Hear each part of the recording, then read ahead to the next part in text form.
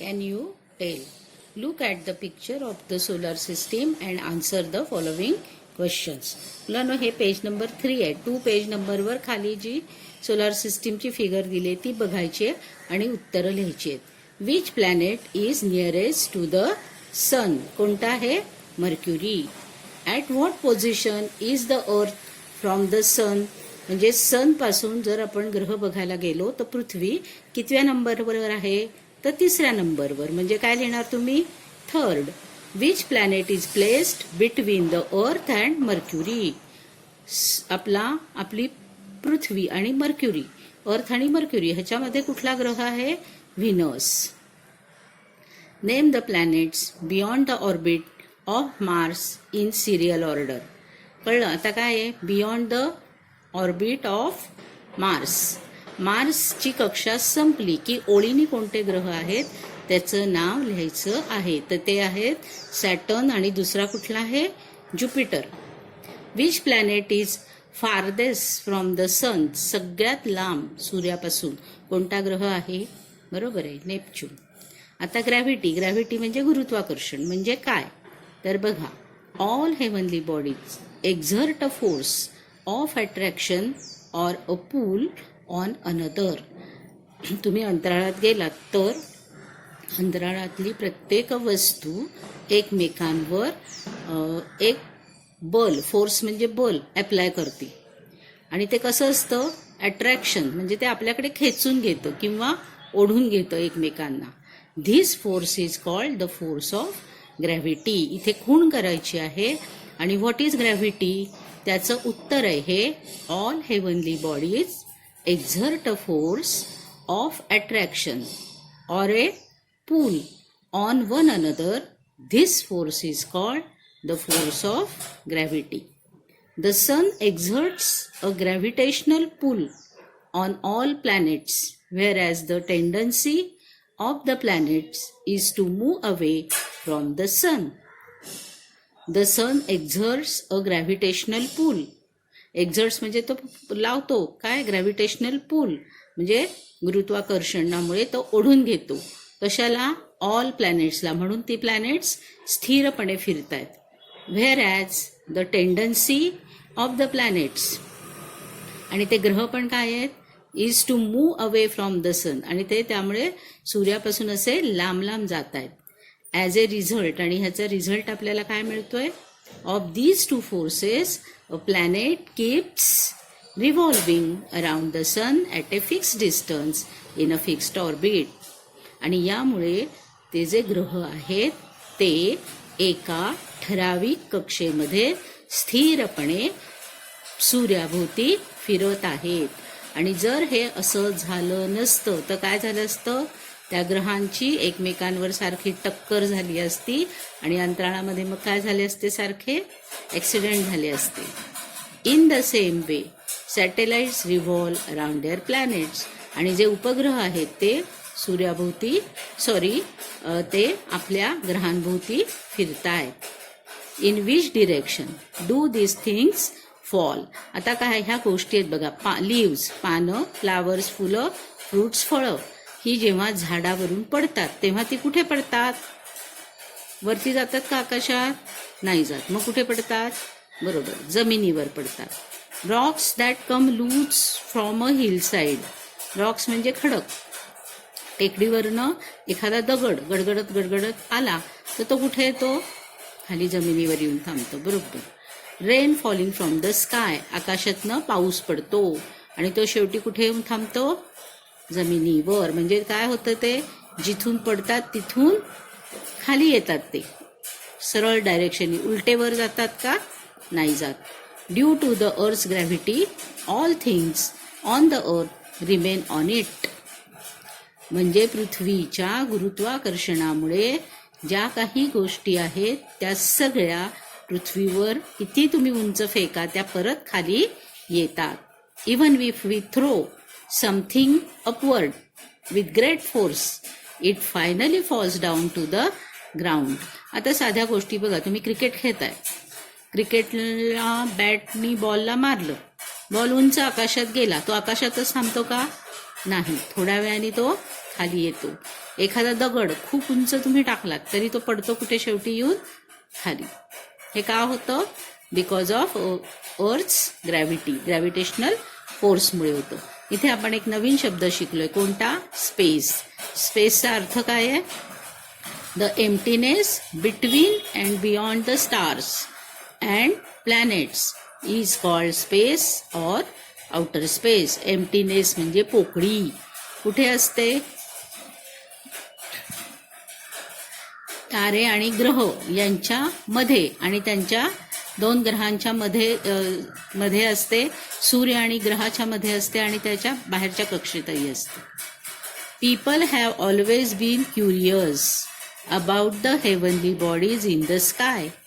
They have always wanted to reach them. However, to send some objects from the earth into space, it must be given power.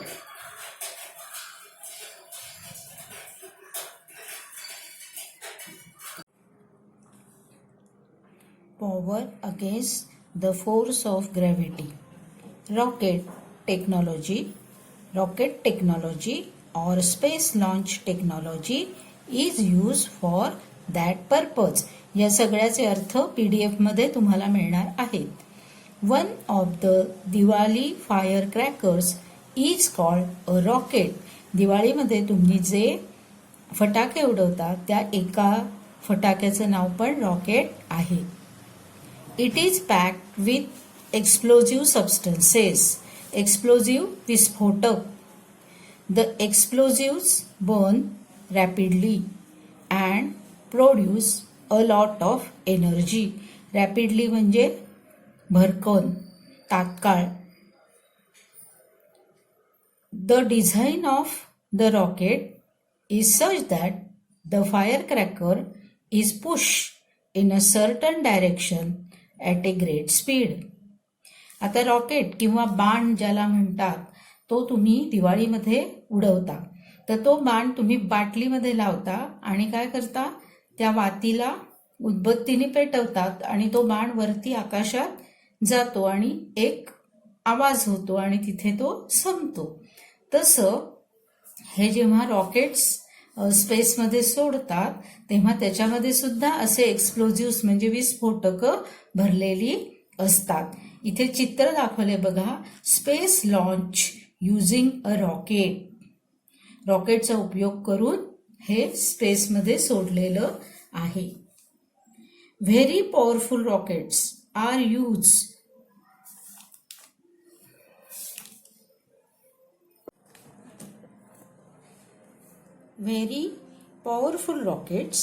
Use to send a spacecraft into space. Space म्हणजे अवकाशात. Spacecraft म्हणजे अवकाशात.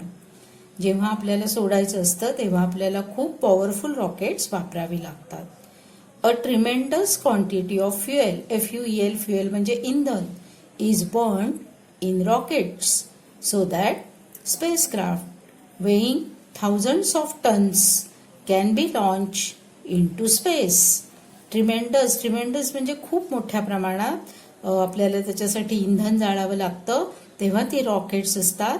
ती spacecraft म्हणजे अवकाशयान ज्याचं हजारो ton मध्ये, बरं का, किलो नाही, टन, हजारो टन मध्ये ज्याचं वजन असतं ते उडलं जातं.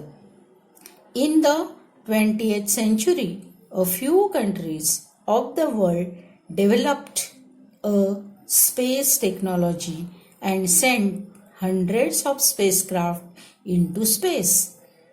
मोजके काही देश आहेत जगातले, त्यांनी स्पेस टेक्नॉलॉजी म्हणजे अंतराळातलं जे काही विज्ञान आहे ते त्यांनी शोधून काढलं आणि आपली अवकाशयानं त्यांनी अवकाशामध्ये पाठवली संशोधन करण्यासाठी.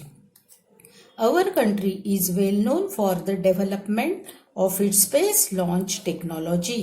आपले देश सुद्धा यामध्ये प्रगती करते आणि त्याचं नाव छान आहे स्पेस अंतराळ संशोधनामध्ये. Some spacecraft remain in space. Some are brought back to Earth while some land on other planets or satellites. आता जी आपण अंतराळ यानं पाठवतो अवकाशामध्ये तर ती सगळी अवकाशामध्येच राहतात का? तर नाही.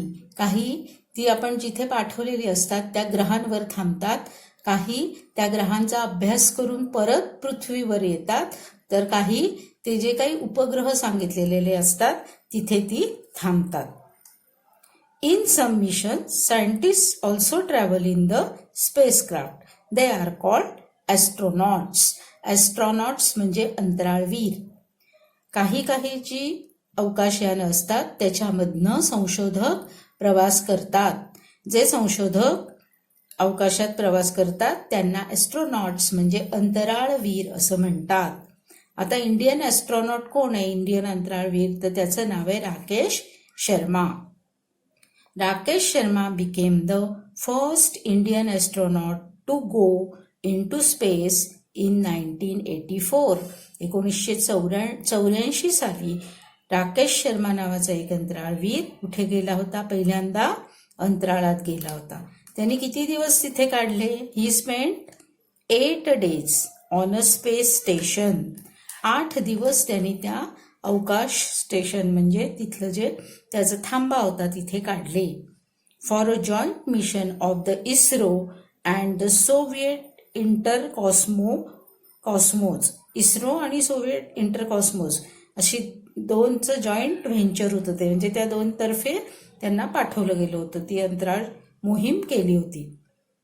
Seeing Indian from space, he said that it looked सारे जहा से अच्छा. त्या काळी मुलांनो इंदिरा गांधी पंतप्रधान होत्या आणि जेव्हा यांचं अवकाशयान पोचलं तिथे तेव्हा इंदिरा गांधींनी राकेश शर्मांना विचारलं की तुम्हाला पृथ्वी दिसतीये का आणि कशी दिसती आणि तिथून भारत तुम्हाला ओळखू येतोय का आणि तुम्हाला भारताबद्दल तेव्हा काय वाटतंय? तेव्हा ते म्हणाले की सारे जहा से अच्छा, असा माझा भारत मला चंद्रावरून दिसतोय. Find out more about the work of Kalpana Chawla and Sunita Williams, astronauts of Indian origin. Indian origin म्हणजे त्यांचे आईबाबा हे मूळचे भारतीय होते, पण काही कारणांनी ते परदेशामध्ये स्थायिक झालेले होते, पण त्यांचं मूळ कुठलं? भारत. तर ह्या 2 भारतीय वंशाच्या अंतराळवीर कल्पना चावला आणि सुनीता विल्यम्स ह्यांच्याबद्दलची जास्त माहिती मुलांनो तुम्ही शोधून काढायची आहे. मॅनमेड सॅटेलाइट्स म्हणजे मनुष्यानी आपले कृत्रिम उपग्रह. Manmade satellites provide useful information for agriculture, environment, weather. परत एकदा, जे आपण कृत्रिम उपग्रह बनवलेले आहेत त्याचा उपयोग कशासाठी होतो? तर शेतीविषयक माहिती मिळण्यासाठी, आपल्या पर्यावरणाची माहिती मिळण्यासाठी, हवामानाचा अंदाज, वेदर फोरकास्टिंग, मेकिंग मॅप्स म्हणजे नकाशे, and searching for water and mineral wealth on the अर्थ म्हणजे जमिनीच्या खाली पाणी आहे का, खनिज आहेत का हे शोधण्यासाठी पण आपल्याला ह्या कृत्रिम उपग्रहांचा उपयोग होतो. They are also use for telecommunication. They are put into orbit around the earth. They can remain in space for many years. खूप वर्ष ते कुठे आहेत? अवकाशामध्ये आहेत.